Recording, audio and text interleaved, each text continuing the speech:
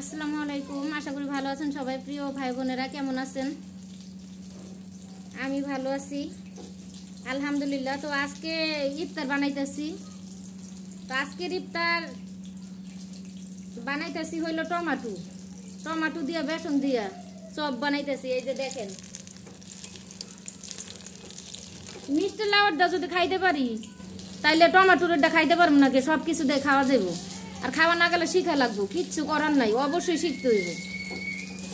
তো এই যে দেখেন আমি বানাইছি, পরে ছুটামো আস্তে আস্তে এখান থেকে, পরে ছুটাই নিমু। এখন বাজ্যা নিয়ে আগে, এখন না বাজলে ভেঙে যাবো, মচমচা না হইলে।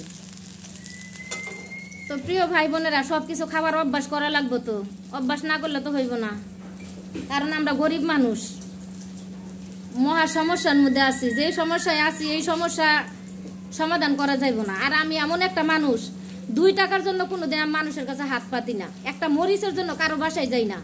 একবারে সবাই জানে, আমার ভাবিরা, আত্মীয় স্বজন, এলাকায় সবাই জানে আমি মইরা যাবো, তাও কারো কাছে হাত পাতবো না। আমি এমন ধরনের। তো কিছুদিন আগে আমার খুব বিপদের দিন গেছে। আমি মাস বইরা ডাইল খাইছি, 6 মাস বইরা ডাইল আলু ভর্তা, কিন্তু কোনোদিন কোনো মানুষ জানতেও পারে নাই যে আমি খাইছি।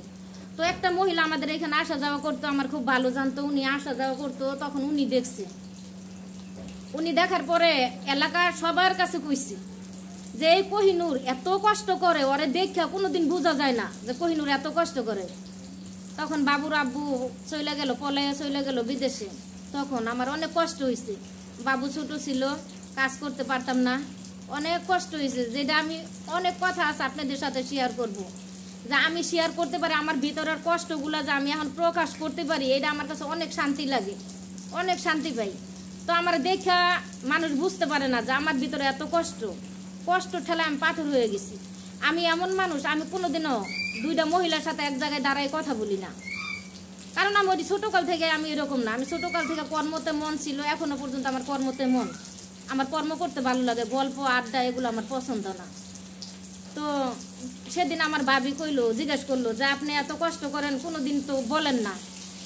কি বলবো, আজকে আপনি দিবেন, কালকে দিবেন, পরশু দিবেন, প্রতিদিনই আপনি দিবেন, তা আপনার কথা শুনবো কি আমি? আমার নাই, আমি খামু না। যখন তৈরি করতে পারবো তখন খামু আমি।